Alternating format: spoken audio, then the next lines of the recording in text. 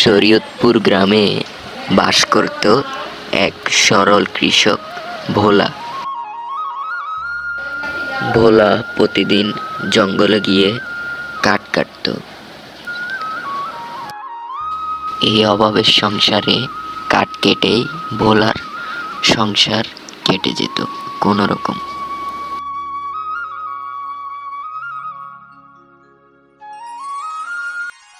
সে কাঠ কেটে সেগুলো মাথায় নিয়ে বাজারের দিকে রওনা দেয় বিক্রি করার জন্য। বাজারে গিয়ে সে সবার প্রথমে কাঠগুলো বিক্রি করতে শুরু করে। বিক্রি করে একটি ঠেলা গাড়ি কিনে এবং এটাতে সে সবজি নিয়ে বাজারে যায় বিক্রি করার জন্য।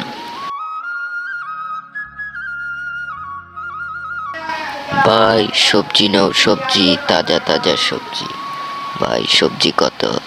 ভাই 30 টাকা, নিয়ে যাও সব। আচ্ছা ভাই দিয়ে দাও।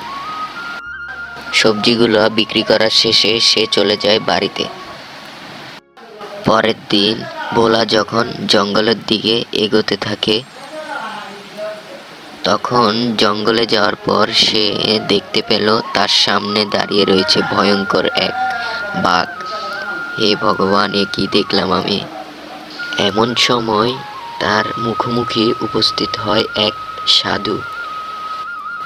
ভোলা সাধুকে জিজ্ঞেস করে, বাবা কি হয়েছিল আমার কি হয়েছিল? আরে বৎস, ভয়ের কিছু নেই, এই বাঘ তোর কিছুই করতে পারবে না, তুই নিশ্চিন্ত